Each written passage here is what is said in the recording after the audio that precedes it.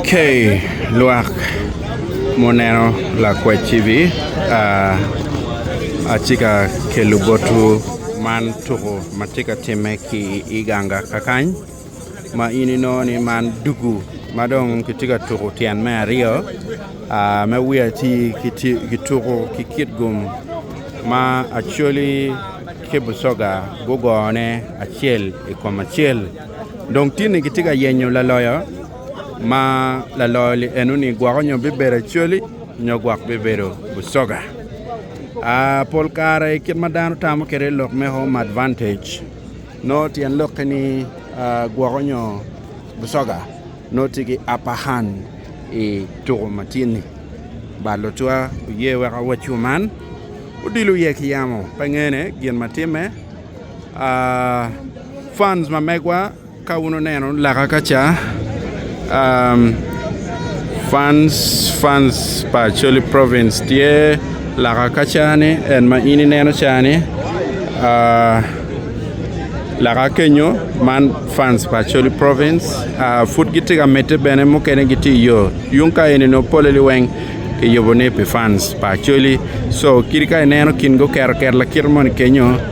man wag tike gerne mo kene betika bina winyi mo kene food gutu yetu ya chakila kubo ti winya la kubo gitu kere kakacha aya man enini kono to mabito ko live e fofa TV donc amera waj botulu to ani tourle eni kilika beberutie uye ni amin wiye chik makimio fofa tini gen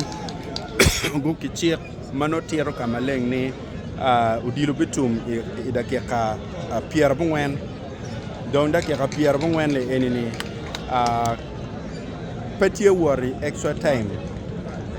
gwakate nen no kino draw yani chawa wakikit me match mano pere stadium kaka enini no kake wayo chiato late si Dorothea me wero tourle enu o te me pian pin koni chido chino pepe donc toro bibero te makija gen mono do ni dwana mana toro bibero kache nen goronyo actually gen kachel ki kibusoga buno goronyo jer ti tian lokani no busoga bichera nyim kacha gwa bera chela ti da ki Pierre Bongwen no kitiga chero i penalty donc kache nen obero ario tian lokani o cherke dong malo ba draw mo ke ken ma do cherke malo tian lokani na cholo loyo de ario cherke nyim no dong tian lokani cholo loyo ye wa waj mani ngat mo ke ken mabiloyo dilo matin bichero man ene ye chiek ma ki kat kere tiene dong wa be kor waneno kit ma odile bi wat kere basoga gono gen buloko dan ge weng kai por ki joma go cher go to kit gum gen buloko dan weng si enoni ene man gin mano time ka kany but lutuko wa bene tie ben go bituko mabe ya afoy bimiyo lok maduong kuno atika kelo updates kin mano tuko tiga wat kere